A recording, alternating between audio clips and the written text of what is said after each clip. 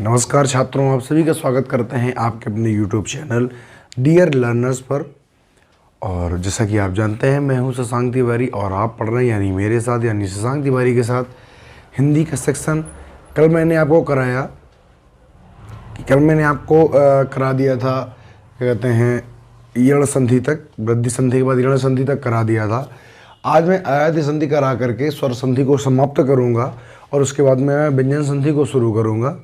तो मुझे ऐसा लगता है कि आपको चीज़ें पसंद आ रही हैं, आप लोग देख रहे हैं, समझ रहे हैं और आप अपने घर में बहुत अच्छे से हैं, बहुत ही स्वस्थ हैं, मस्त हैं और अपनी तैयारी को भी आगे बढ़ा रहे हैं। इसी आशा और विश्वास के साथ में मैं अपने आगे क्लास शुरू करता हूं। और अगर आप लोगों की क्लासें पसंद आ रही हैं तो आप चैनल को लाइक, सब्सक्राइब और शेयर ज़रूर करते रहिए, ताकि आपके साथ साथ में हमारा भी हौसला अफजाई होता रहे, ताकि हम ज़्यादा से ज़्यादा वीडियो बनाने के लिए प्रेरित होते रहें। तो चलिए बच्चे, हम बात करते हैं स्वर संधि में अयादि संधि की। मैं जैसा कि पिछली बार भी आपको बताया था कि जब ए, ऐ, ओ और औ इनके बाद अगर कोई असमान स्वर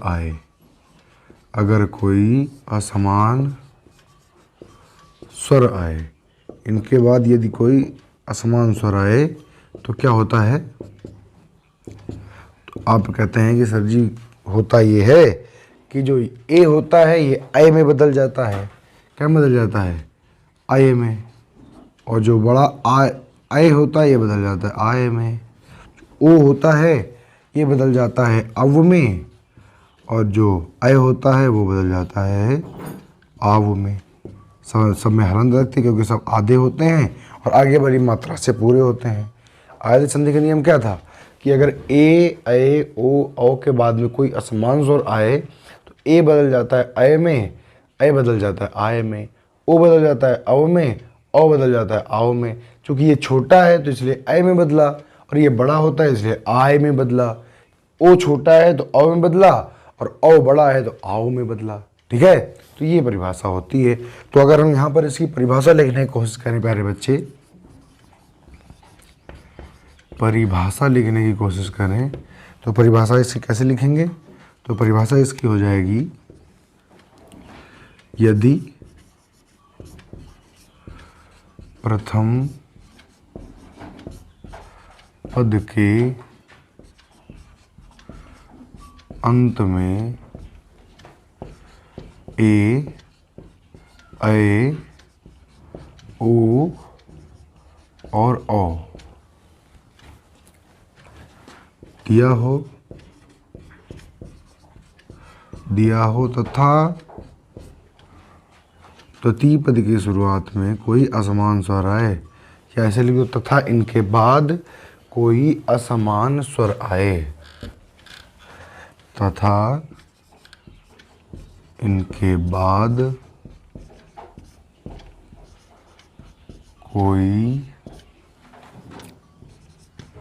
असमान स्वर का बच्चे मतलब क्या है कि इनके समान नहीं है। जैसे ए के बाद ए ना आए, ऐ ना आए, ओ के बाद ओ ना आए, ओ के बाद औ ना आए, पर ये क्या है, छोटा आ जाए, ई आ जाए, बस समान नहीं आना चाहिए। समान का मतलब जैसा ये है ऐसा दूसरे में मत आए, बल्कि क्या है, कोई असमान स्वर आए तो क्रमशः। अब देखिए मैंने लिखा हुआ है क्रमशः। क्रमशः का मतलब होता है, सबसे पहले मैं ए का लिखूंगा, फिर ऐ, फिर ओ, फिर औ। क्रमशः क्या हो जाता है? ए का हो जाता है ऐ, फिर हो जाता है आय, फिर हो जाता है अव, और उसके बाद हो जाता है आव। तो क्रमशः ऐ, आय, औ, आओ हो जाता है। स्टॉप।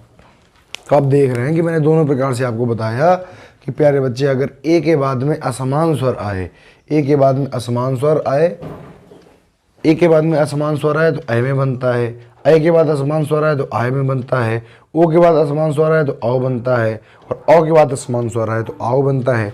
इसी चीज़ को परिभाषा में ढाल दिया गया कि यदि प्रथम पद के अंत में ए ओ दिया हो तथा इसके बाद कोई असमान स्वर है। समान क्या ना है, मतलब ए के बाद ए ना आए, ए के बाद ए ना आए, ओ के बाद ओ ना आए और औ के बाद में औ ना आए, कोई भी असमान स्वर आए तो क्रमशः ए का आए, ए का आए, ओ का आओ और औ का आओ हो जाता है। जैसे एग्जाम्पल क्या होते हैं इसके, एग्जाम्पल देखते हैं प्यारे बच्चे। एग्जाम्पल जैसे पहला एग्जाम्पल क्या हो जाएगा, जैसे है नायक, दूसरा क्या है नाविक, अगला क्या है विधायक, अगला क्या है पवन, फिर चयन, फिर पावन।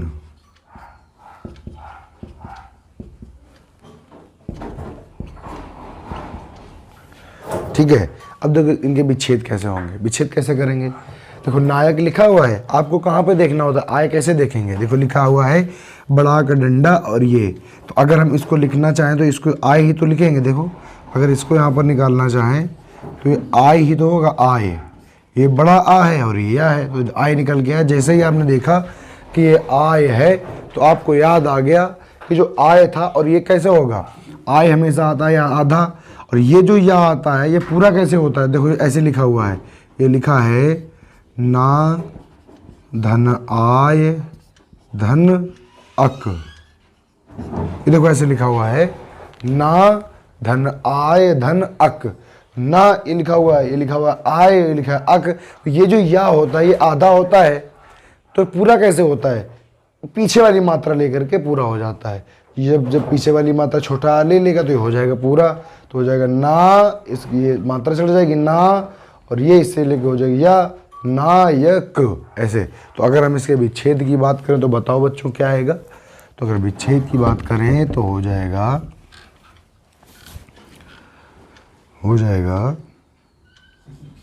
अब देखिए आय लिखा हुआ है और आय किस में आता है, आय आता है अय की मात्रा में, तो नाम में अय की मात्रा लगा दो, नए धन अक। अब देखो आप देख रहे हैं कि नाम में काय की मात्रा चढ़ी अय की और उसके बाद में असमान स्वर है, अय नहीं है, इसका मतलब ये आ क्या है असमान स्वर है। और जैसे ही कभी अय के बाद में असमान स्वर आए तो वो के काहे में बन जाता है आय में, तो इसलिए ना धन आय धन अक बराबर नायक। ऐसे नाविक में क्या हो जाएगा। अब यहाँ पर देखो कोई भी बच्चा यहाँ पर इसको छोटी अंदाज मत करना, क्योंकि ये जो छोटी होता है ये बाद की मात्रा होती है जो यहाँ पर चढ़ जाती है। यहाँ पर इतना देखो लिखा हुआ बड़ा डंडा और हुआ, तो ये इसमें लिखा हुआ है आव, क्या लिखा हुआ है आव, आव काय में लिखा होता है औ में, तो हो जाएगा ना, तो हो जाएगा नौ धन इक। ये देखो इक क्यों है, इक क्यों बना, इक इसलिए बना है प्यारे बच्चे ताकि ये जो, अब देखो नौ देखा, जैसे ही आपने देखा, किसी भी ने देखा जिसको अयाद संधि आती है उसने देखा कि यहाँ पर अय की मात्रा लगी हुई है और अय के बाद में असमान स्वर है, तो उसने परिभाषा में गया देखा कि अय के बाद अगर असमान स्वर होता है आ वो हो जाता है, उसने यहाँ पर लगा दिया आओ, तो कैसे लग गया। देखो जैसे ही ये देखा कि इसके बाद असमान स्वर है तो इसने अय को कायम बना दिया, उसने बना दिया आव में, आव हो गया। यहाँ पर क्या बचा, यहाँ पर बचा है आधा ना, क्योंकि किसी भी, देखिए बार बार मैं खोल के इसलिए आपको बता रहा हूँ ताकि आपके दिमाग में चढ़े। यहाँ पर ना था, ठीक है, ना में क्या की मात्रा थी औ की, तो जैसे औ की मात्रा निकाली गई तो ना हो गया आधा। औ की मात्रा जैसे ही देखा कि असमान स्वर है तो ये बन गया आओ में, और पीछे क्या बना, पीछे बना इक। देखो तो ना में जैसे ही ना के साथ में जोड़ेंगे तो बड़ा की मात्रा इसमें लगेगी तो क्या हो जाएगा ना। अब ये जो बा की मात्रा होती है इसको कैसे पूरा करते हैं, तो इस वाली मात्रा को चढ़ाते हैं, तो यहाँ पर इसको चढ़ा दिया तो हो गया नावी को, यही तो लिखा हुआ है, तो इसलिए इसका संधि विच्छेद क्या हो जाएगा नए धन नव धन इक बराबर नाविक। अब विधायक में क्या होगा, देखिए यहाँ पर लिखा आय लिखा हुआ है, आय काय में होता है, तो आय सर जी होता है अय में, तो हम लिखेंगे विधेय, विधेय, और ये फिर क्या हो जाएगा अक हो जाएगा, क्योंकि ये जो या है ये आधा रहा होगा और पीछे से क्या लिया होगा छोटा आ लिया होगा, तो विधेय धन अक।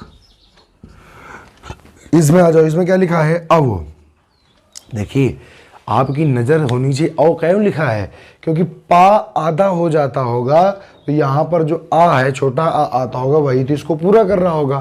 तो अब बताओ अगर अव लिखा हुआ है, अव काहे में आता है, अव आता है ओ की मात्रा में, तो आप लिखेंगे पो धन अन। अरे समझे कि नहीं समझे, पो धन अन। अब देखो कैसे बना होगा, जैसे ही आपने देखा कि पो ओ की मात्रा ओ के बाद कोई असमान स्वर है तो आपने काय में बदल दिया, अव में बदल दिया। और जब पा से ओ की मात्रा हटाएंगे तो पा कैसा बचेगा, आधा, प्लस अव में बदल गया, प्लस आज पीछे क्या बचा, अन। तो देखना कैसे बना है, ये जो आ की मात्रा ये इसमें जुड़ जाती है तो ये पा पूरा हो गया, वा की मात्रा पूरी करने के लिए पीछे से ये आ जाता है तो ये हो गया प व न। मैं बार बार आपको इस एग्जाम्पल इसलिए करा रहा हूँ ताकि आपको कन्फ्यूजन ना रहे कि आपको कैसे इसका विच्छेद करना है, ठीक है। ऐसे चयन में ये देखो यह लिखा हुआ है और अय कहाँ आता है, तो हो जाएगा चेदन अन, ठीक।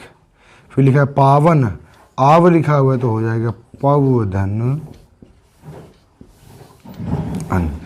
तो ये देखो प्यारे बच्चे, ये हो गई इसकी संधि और ये हो गए इसके विच्छेद। तो आप लोग फटाफट इसको नोट करें, फिर हम आगे की चर्चा चालू करते हैं, जो कि चालू करेंगे व्यंजन संधि के साथ में। लिख लिया? अब देखिए आगे आ जाओ।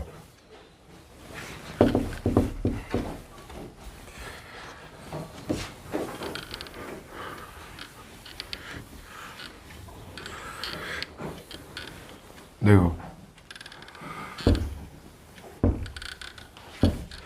ठीक है, अब संधि के अंतर्गत हम लोग क्या पढ़ेंगे, तो अब संधि के अंतर्गत पढ़ेंगे प्यारे बच्चों हम लोग व्यंजन संधि।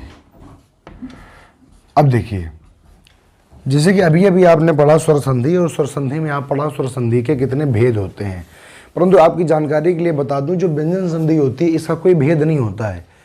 तो ये सबसे बड़े फायदा तो यही होता है कि स्वर संधि में तो आपको याद रखना है कि यण संधि, गुण संधि, वृद्धि संधि, अयाधि संधि, पर यहाँ पर आपको याद नहीं रखना है। यहाँ पर आपको सिर्फ इतना याद रखना है कि व्यंजन संधि के नियम होते हैं, और अगर कहीं व्यंजन संधि तो उसको व्यंजन संधि ही कहा जाएगा, ना कि दीर्घ गुण उनके तरीके इसके पार्ट नहीं होते हैं।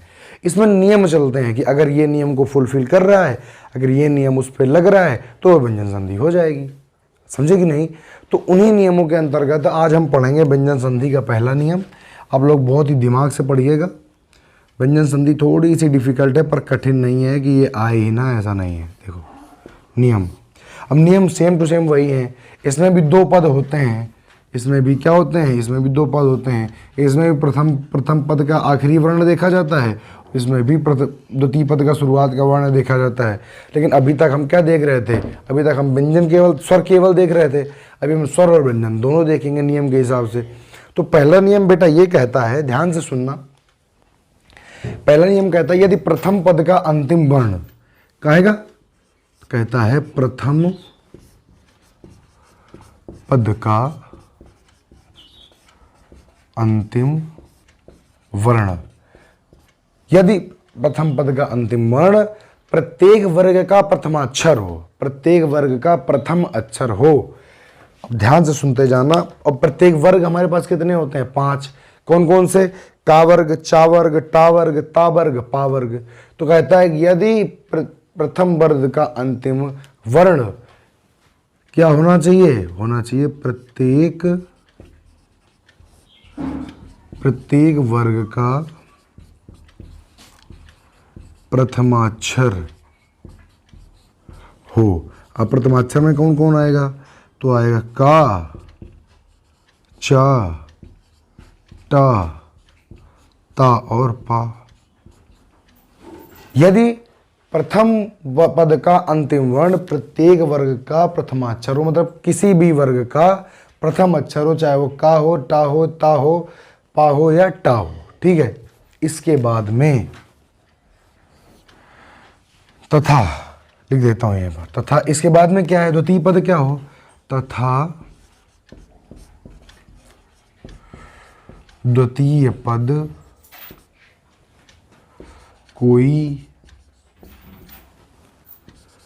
घोष वर्ण हो, कोई घोष वर्ण हो। अब देखिए घोष वर्ण में कौन कौन आता है, और घोष वर्ण, और इसमें देखो घोष वर्ण में क्या छोड़ना क्या है। घोष वर्ण में क्या क्या आता है, तो आपने अब घोष वर्ण में पढ़ा है। घोष वर्ण में क्या होता है, घोष वर्ण में हमने पढ़ा है कि प्रत्येक वर्ग का, घोष वर्ण में क्या होता है, प्रत्येक वर्ग का तीसरा, चौथा और पांचवा वर्ण, यही तो पढ़ा है आपने। वर्ण तथा, तथा में क्या पढ़ा था, तथा आपने पढ़ा था कि क्या मिल जाए, या, रा, ला, वा और हा, या, रा, ला, वा और हा मिल जाए। या आपने पढ़ा था कि क्या मिल जाए, समस्त, समस्त स्वर मिल जाए। लेकिन यहाँ पर एक चीज को छोड़ना होगा, किसको, देखो नियम ये कहता है कि प्रथम पद का अंतिम वर्ण प्रत्येक वर्ग का प्रथम अक्षर हो, मतलब अंतिम जो वर्ण होना चाहिए का, टा, ता, पा और टा में से कोई एक हो, तथा जो द्वितीय पद का प्रथम वर्ण हो, तथा जो द्वितीय पद का प्रथम वर्ण हो वो क्या हो, घोष वर्ण हो। घोष वर्ण में कौन कौन आते हैं, प्रत्येक वर्ग का तीसरा, चौथा, पांचवा, तथा यारा, लावा, हा तथा समस्त स्वर। लेकिन यहाँ पर एक चीज को छोड़ देना है, स्वर हो लेकिन, लेकिन प्रत्येक वर्ग के अंतिम वर्ण यानी अंगा, इया, अणा, ना और माँ को छोड़कर,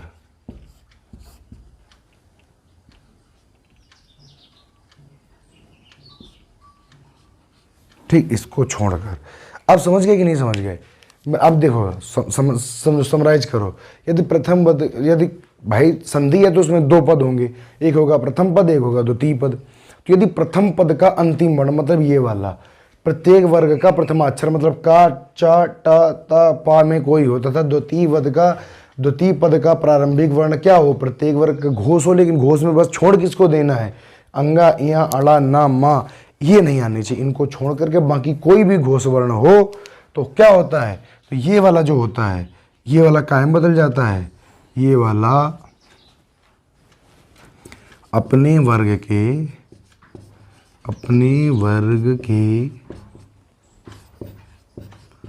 तृतीय वर्ण में बदल जाता है। मतलब क्या है, जैसे ही आपने देखा कि प्रथम वर्ग का जो अंतिम वर्ण है वो का, चा, टा, ता, पा में से कोई है, तथा द्वितीय पद का जो प्रारंभिक वर्ण है उसमें कोई घोष वर्ण मिल जाए, बशर्ते अंगा, इया, अड़ा, ना, मन्ना और माँ नहीं मिले, तो क्या होगा, तो ये वाला होता है का है, तो का कायम बदलेगा। हमने लिखा है अपने वर्ग के तृतीय वर्ण में बदल जाता है। इसका मतलब है का कायम में बदलेगा तो आप कहेंगे गा में बदलेगा, चा कायम बदलेगा तो आप कहेंगे सर जी जा में बदलेगा, हम कहें टा कायम बदलेगा तो आप कहेंगे सर जी टा जो है ओ टाठा डा, तो वो कायम बदल जाएगा, डा में बदल जाएगा। समझ रहे हो कि नहीं समझ रहे हो। तो ये जो होता है ये प्रत्येक अपने तृतीय में बदल जाता है, कायम बदलेगा, तृतीय वर्ण में बदल जाएगा। फिर उसके बाद जो ता है वो कायम बदलेगा, वो बदल जाएगा दा में, और जो अपना पा है वो कायम बदलेगा, पा, फा, बा, तो ये बदल जाएगा बा में। अरे समझे कि नहीं समझे, ये प्रत्येक वर्ग अपने तृतीय वर्ण में बदल जाता है। बताइए कोई दिक्कत।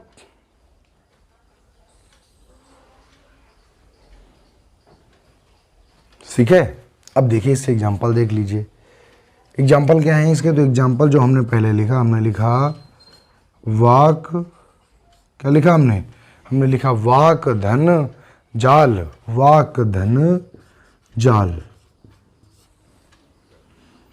अब आपने देखा कि ये क्या लिखा हुआ है, ध्यान से देखिएगा, ये लिखा हुआ है प्रत्येक वर्ग का, मतलब किसी भी एक वर्ग का, ये क्या लिखा हुआ, प्रथम वर्ण लिखा हुआ है, का लिखा हुआ है, और ये क्या लिखा हुआ है, घोष। घोष में कौन कौन से आते हैं, घोष में आते हैं तीसरा, चौथा, पांचवें को छोड़ देना है, तीसरा और चौथा एवं 11 अलावा। तो ये क्या लिखा हुआ है, ये लिखा हुआ है जा। और अगर ये जा लिखा हो इसका मतलब है तृतीय है, इसका मतलब ये वाली शर्त फुलफिल कर रहा है। तो जो ये है ये कायम बदल जाएगा अपने तृतीय में, तो इसका तृतीय क्या होगा, इसका तृतीय होगा गा। तो अब इसको पूरा बना के लिखो तो क्या हो जाएगा, हो जाएगा वाग और आगे जाल। चाहे इसको ऐसे लिखो या इसको ऐसे, क्या और कैसे लिख सकते हैं, ये लिख सकते हैं वाग जाल। अरे भैया समझे कि नहीं समझे? तो इसका फटाफट स्क्रीनशॉट पहले करिए, मुझे ऐसा लगता है आपको समझ में आ गया होगा। स्क्रीनशॉट करिए, फिर इसके और हम उदाहरण लिखते हैं एक एक दो दो करके। लिख लिया? लिख लिया भाई? अब देखो,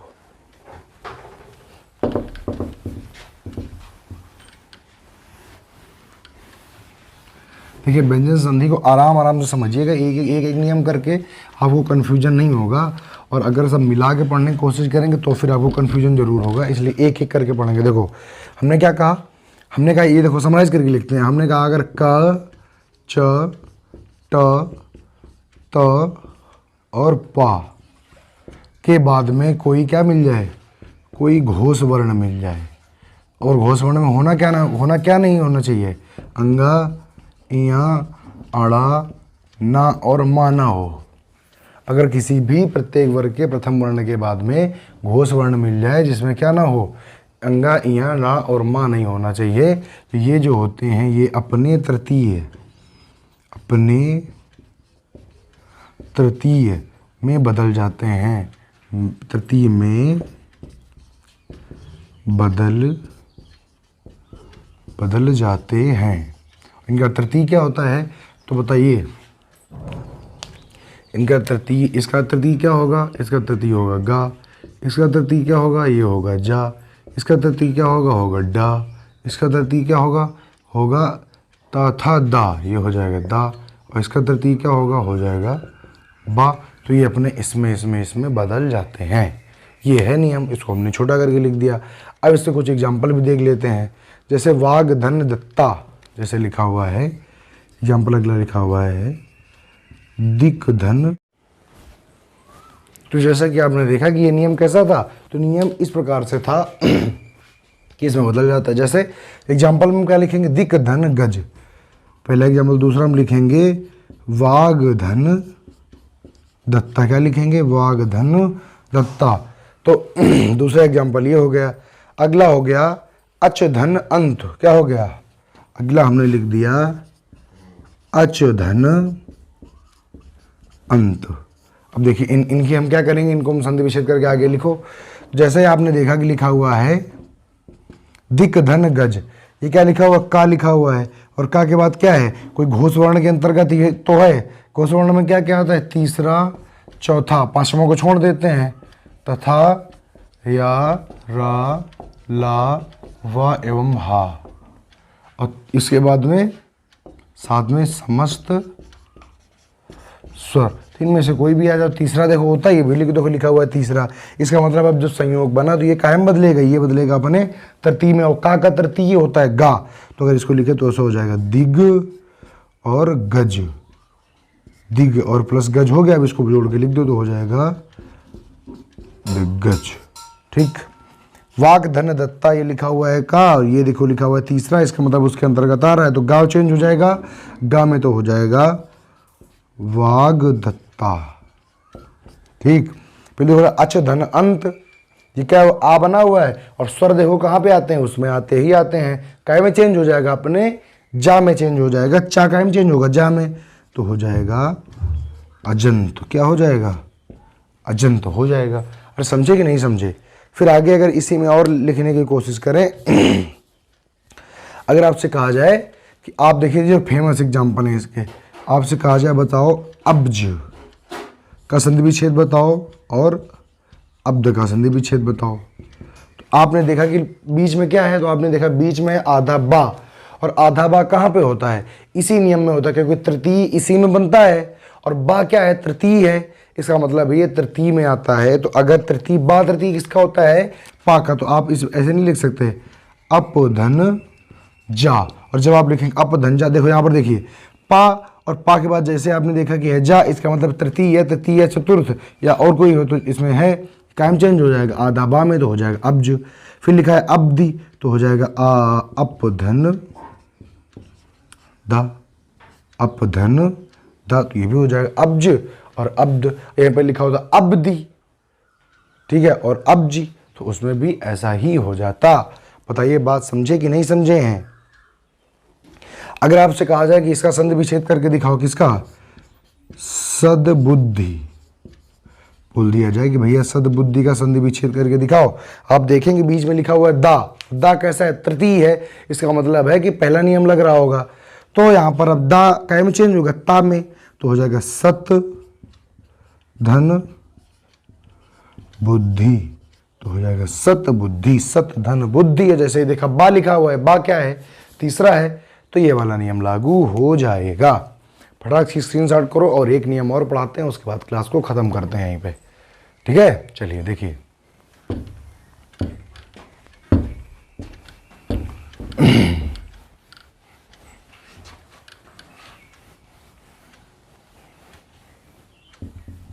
देखो अगर यहाँ हम लिखने की कोशिश करें तो सेम नियम वही है।